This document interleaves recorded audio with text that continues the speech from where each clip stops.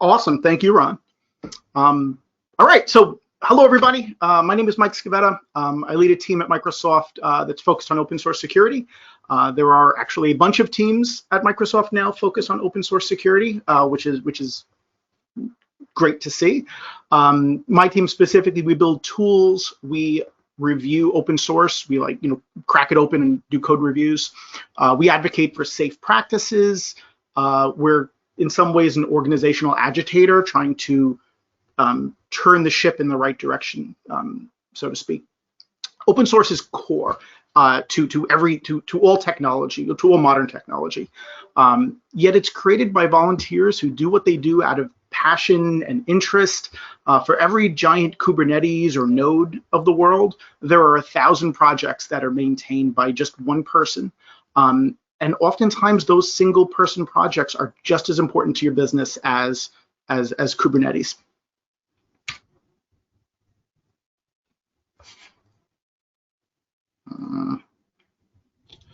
So as a quick legal disclaimer, this is not about any particular Microsoft products or services. It's not legal advice, et cetera, et cetera. Okay, so open source, it can be a little bit scary for a couple different reasons. First, there's a ton of it out there. This is probably about 6 months old, this particular slide. There are over 3 million different open source packages in the common ecosystem. It makes being a developer really pleasant in some ways to have so much choice over, regardless of the technology stack that you're using or the platform or the, other kind of methodologies that you use. There are just so many components available to do the less interesting work, allowing you to just kind of glue these things together to make your product or service. The downside of that is there are lots of vulnerabilities. There have been 18,000 or so CVEs each year, and there's many more that aren't being publicly reported. So I don't know if the answer is 10x that aren't being kind of well known, but it's probably somewhere in that range anecdotally. And it's really complicated. So the screen what you're seeing here is the interdependencies between projects in the Node.js or NPM ecosystem. So what it's showing is that when you include, in fact, let me go to this. When you include one component in your thing, it declares dependencies, and those declare dependencies, and those declare dependencies. So when you think you're only using one thing, you're actually using lots of things. If you include the component called Mocha, you get 91 things in your graph. Rails, 38. React scripts, which is this kind of kitchen sink, so close to 2,000. A vulnerability in any of those subdependencies can impact your thing just the same. So a kind of a horrifying in some way statistic is that, the number of components that most modern applications depend on, the number of open source components that most depend on, and it winds up being about 90 to 95% of your thing is open source.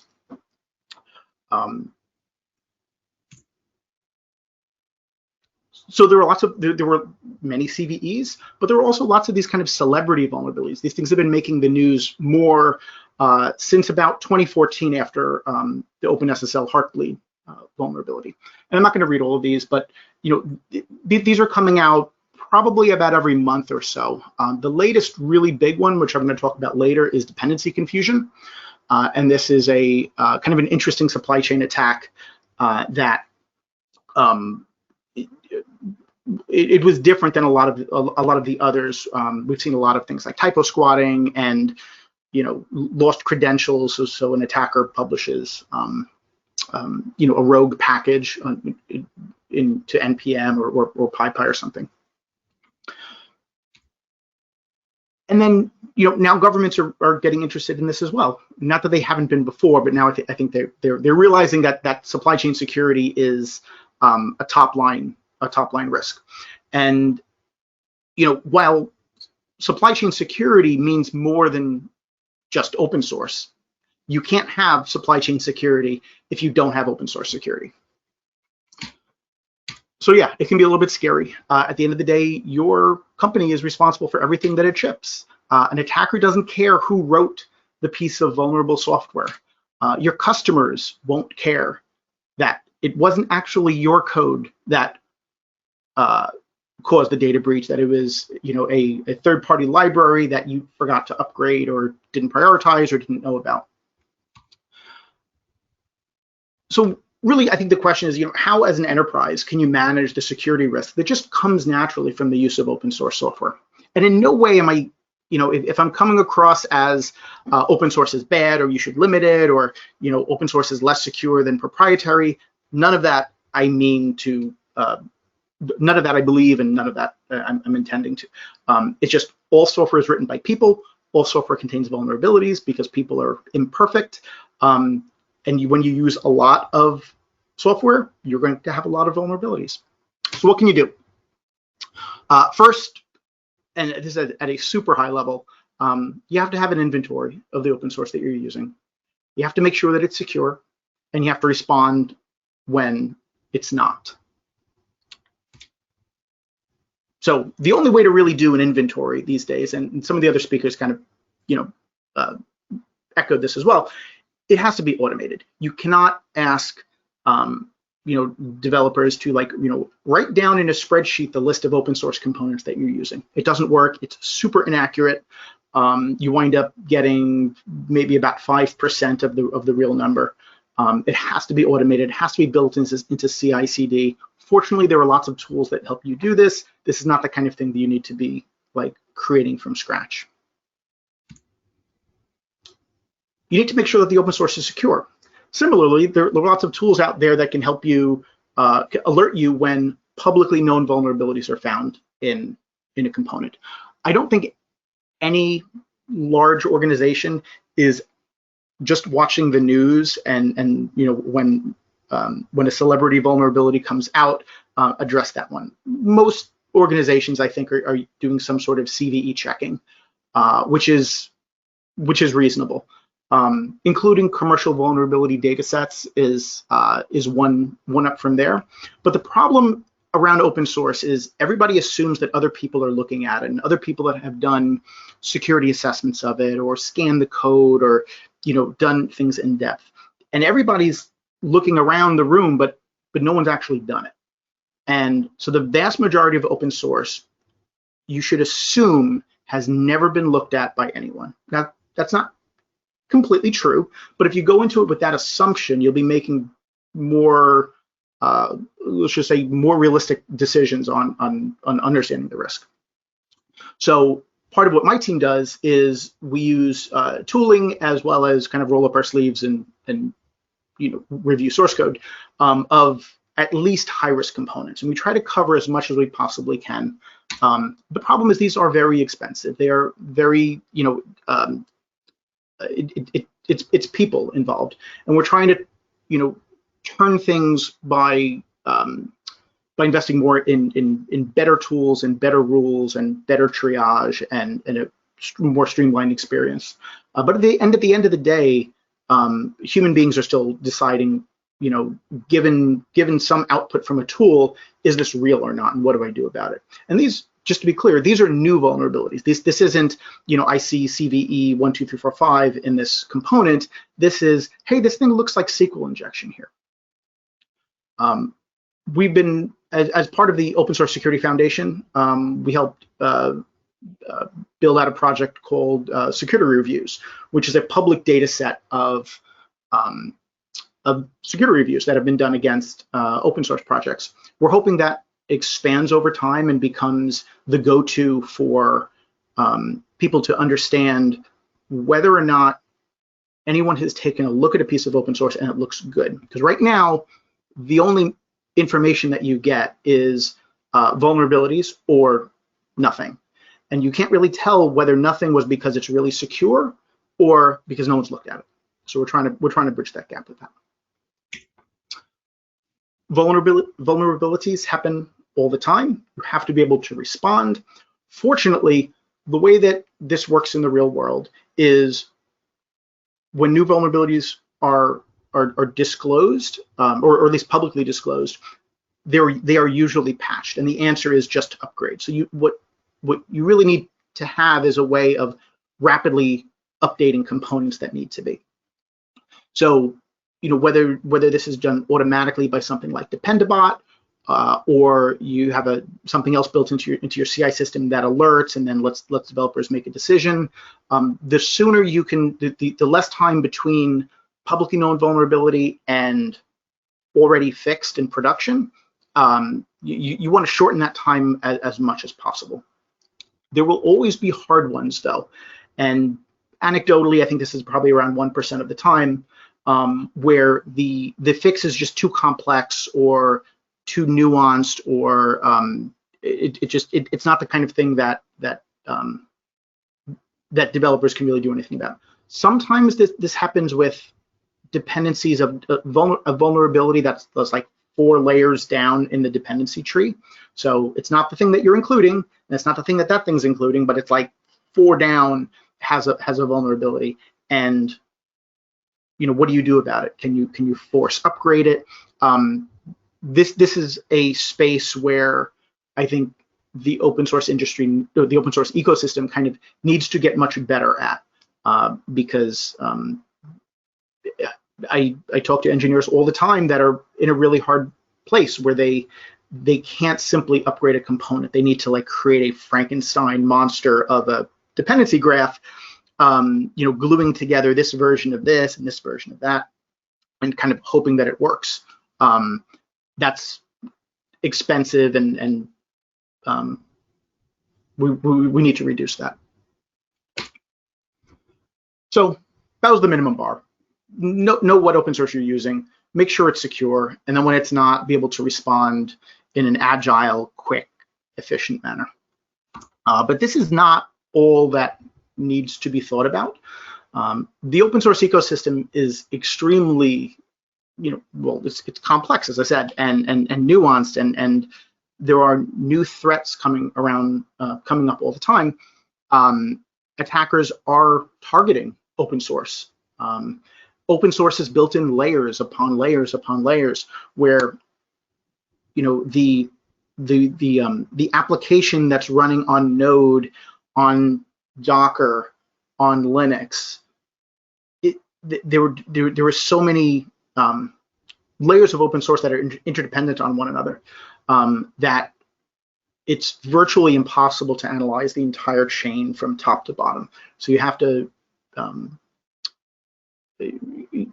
you will have limited resources. You have to figure out where to put those. So I'm not going to talk about all of these. This is really just a kind of a scare slide of that. However, the 3 go-dos from the previous slide are not really enough. Fortunately, as part of the Open Source Security Foundation, we released a white paper that describes in, I hope it's not excruciating detail, but it's at least enough detail to give you a good understanding of the risks.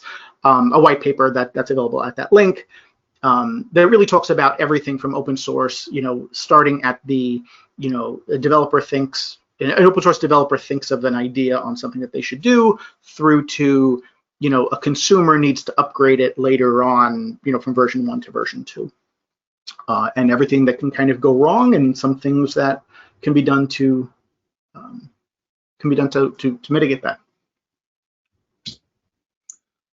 So the rest of this presentation is going to be 2 or 3 kind of case studies of interesting things that we found over the past year. Actually, probably over the past like 3 years. But I hope they're relevant. First thing is typo-squatting. I think everybody has probably heard of the phrase typo-squatting, but it's similar to domain squatting. So instead of going to, people will take PayPal.com and make it, PayPal.com with like a 4 instead of the A, so it looks kind of similar to PayPal, and then that becomes a phishing attempt or things like that. The same kind of thing applies to packages and package managers. So this happens quite often. I probably could have found a more recent large one than this, but this one was about some in Ruby gems, where instead of a dash, they made an underscore and things like that. And all of these, I believe these were all, yeah, this is Bitcoin. So cryptocurrency mining is the new hotness these days on why attackers do this, because it's really, really easy to publish a new package and to just try it out. It costs them nothing. Worst case, it gets taken down. This happened similarly for Python, where some packages were caught stealing authentication tokens and keys and things like that. It's pervasive. It is a real problem. So we did some research on this, and we built some tools, basically to look at, for a given package, what other packages have similar names that exist. And before I gave this talk earlier, I guess this talk was actually, the slide was from last year. So shortly before I did that, I did this for the popular Python Django project. And on the right, you'll notice the first one is Jamgo. So the N changed to an N, the N changed to an M. And if you looked up that package, it was pretty obvious that it was typo-squatting. Now this was done by a security researcher. This wasn't actually malicious, but it still kind of pollutes the ecosystem. So we reported it. It got taken down. It's gone now. Everybody's happy. And since then, we found thousands and thousands of these. Some of them are truly malicious. Some of them are just security researchers have been doing this for bug bounty money, and everything in between. So the way that we look at this is, if it's doing something that's in any way malicious, we report it. But we can't report everything that's typo-squatting, because if you look at this one, so this is more recently, looking at Django again, all of those other packages are totally legitimate. Django, I think, is a MongoDB backend for Django. So these are not bad in any way, yet they look like they are. They look similar to a malicious package. So it's hard to know for sure from just a name comparison. So we're going to be releasing some new things hopefully pretty soon on doing a deeper comparison. That's typo-squatting. This one, so dependency confusion. This came out, I think it was February 9th. Alex Bursan, who's a security researcher, published this, and we had been working with Alex for a while before that, talking about this kind of interesting attack. So I'll describe what the attack is and then kind of what we're doing about it.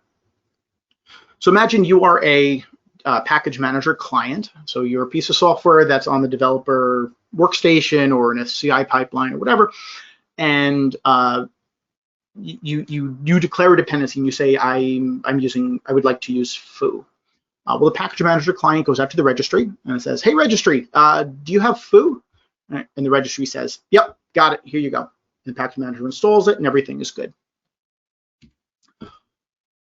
Yet, not all package registries are public, or internal ones too. This is done for many reasons. Package manager clients are, usually will talk to other registries too.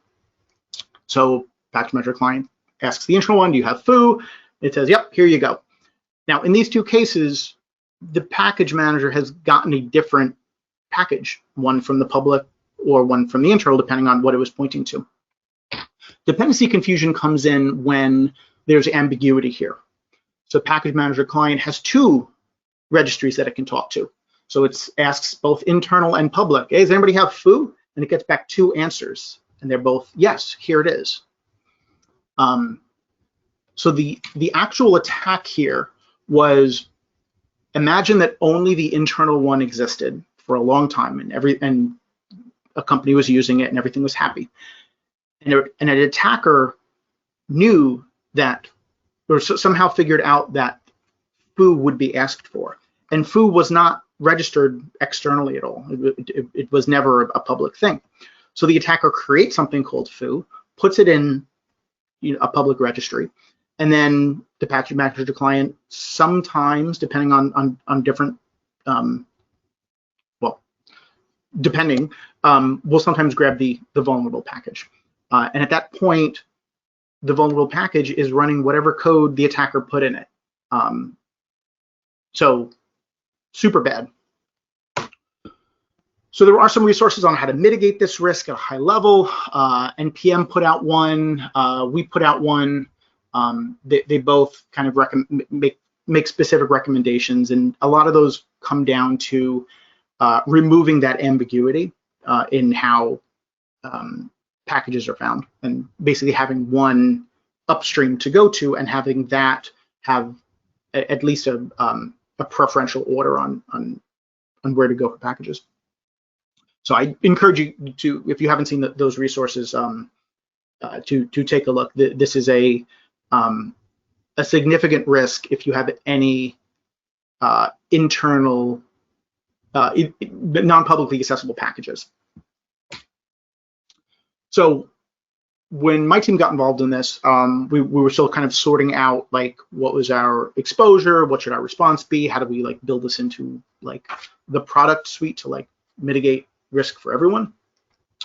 So what do we do? So we assembled a list of all internally used packages we have, and we have a lot of them. And then we listened to public registries. So whenever a new package was published, we checked our list and said, oh, is it on the list? Oh, yep. And now we have a problem because we knew that we were using foo internally, and we know that foo just got published externally. So we have to do something. So at that point, we look at the package and we say, well, is it dodgy? We look at other packages by the same author. Are any of those dodgy? And then depending on what it looks like, we'll either alert an internal team that their builds may break, or the package manager security team, this is NPM or PyPy or Ruby Gems, saying, hey, we see this pattern, we think you should take a look. So we look at about 2 million packages a month. So basically everything gets published. And to date, we've about 16,000 or so packages have been removed from registries. The vast majority of them were, I'm going to call them malicious, but I want to be careful. I'll explain to you why in a minute. They weren't malicious. They were security researcher proof of concept malicious. And just to be clear, we were not the only ones to find these packages. Other organizations have, blogged about the numbers that they found as well. So there's overlap. Yeah. So what do these things really look like? So I'm going to show you a little bit of code just to help you understand like why this is interesting. So this really falls into 5 categories. First one is it just does a ping. It doesn't record anything. There's no data exfiltration. This is like the most innocent version of this. This lets the attacker, or we'll say security researcher, know that the package was installed, but that's basically it. They'll know the IP address that it came from if they look in the logs, but that's about it. These we report all of these regardless. Second one is I'm just going to exfiltrate some basic data. So if when this org would be filled in by a particular company name because the security researcher, this is a somewhat targeted attack. So these things are filled in, and then down kind of at the end, it's just posting this data to a particular IP address with the content, which has like the username of whoever is running the whoever is installing the package, the host name, the local path, and things like that. So it's relatively benign data, but not completely. So we care about these because number one, they can break. They can, obviously break builds. Like things won't work because it's not the authentic package that you thought it was. They could become malicious in the future. There's no I have no assurance that the security researcher is not just testing the waters and then are going to make it malicious, tomorrow. And they do still exfiltrate some data. But then it starts getting a little bit juicier. So this is a pattern that we saw where they take all of your environment variables and dump them all and send them off. So your environment variables can sometimes include tokens and keys and other, very sensitive data. So this is now attack category. Some of these are specifically looking for access tokens. So this is a cleverly kind of obfuscated attack where the access tokens are put in a file, and then it loads the file and makes it look like it's just a test, but that test file actually has tokens in it. And then finally, this is kind of the worst of it. Like this is just a reverse shell. So this is now the developer has access to your environment, and we've seen a reasonable number of these. So we've been building out rules to catch these kinds of things over the past, probably 2 or 3 years, and much more in the past 6 months as the result of this. We built this into a tool that we call OSS Gadget, which is a public open source project. We have rules to detect this. So this is literally it running today on a package that is not yet fixed. So that's why it's smudged out. But this is showing that it is exfiltrating data similar to one of the, it'd be like the second example where it's just kind of benign basic data, but it's still exfiltrating some data. So this is available, and we're, OSS Gadget does more than just backdoor detection. Like it does the Typo-Squatting that I showed earlier. It does this. It's a kind of this Swiss Army knife of tools for, let's just say, analyzing and interacting with the open source ecosystem in a kind of a common way. So it supports, basically all of the different package managers out there, and it'll let you do things like download a package and extract it and search for these terms or compare version 1 to version 2 and things like that. Okay, so while open source can be a little bit scary, there are good reasons to be optimistic. There has been a ton of work that has gone on over the past probably 2 years, and not to minimize the work. Work has been going on for 20 years around this, but I think in the past 2 years things have really picked up. Lots of organizations, lots of companies are involved. I was optimistic 2 years ago when I started giving this talk. I'm more optimistic now than I was back then. That we'll be making meaningful progress to securing this open source supply chain that we all depend so heavily on. So key takeaways, and this is just, there are probably more than this that I could talk about, but understand what open source that you're using. Really understand if they're secure. Public vulnerabilities are like the bare minimum, or I should say CVEs are the bare minimum. Understand if you need to do more than that. Respond to open source vulnerabilities in the same way that everything else happens today with, sec DevOps and all of that. It needs to be automated. It needs to be fast. Building a program is hard. It takes time. If you're a reasonably sized organization or larger, you need a program around this. It's not the kind of thing that you can just outsource to a vendor. Keep an eye on the high risk open source that you're using. While you are using a lot of it, some of it is more important than others. Understanding that and doing extra due diligence there makes sense because you will not be able to cover everything. Consider adopting, and I didn't talk about this, but consider adopting a practice of just keeping open source up to date. If you just had a process where every 3 months or every month or whatever, you just try to upgrade everything, or update your top level components to the latest version. You'll eliminate so much risk over time just by doing that. You'll also build the muscle to be able to do this when you really need to, as opposed to it being an emergency because a critical CVE was just announced. And then finally, just kind of stay tuned. The open source supply chain is super interesting. It's fast moving. It's important. There are lots of eyes on it, and new things will be coming out all the time. If you would like to get involved, though, the OpenSSF is an organization that our goal is to better understand and manage and mitigate security risk within the open source ecosystem. We have lots of folks that are doing lots of really interesting things.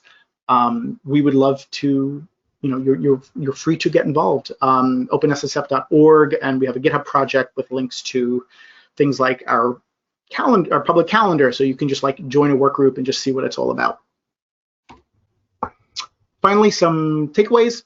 Obviously, I'll make sure that these slides are made available. But we have lots of tools. This is less than half of the links that I could provide, but I'm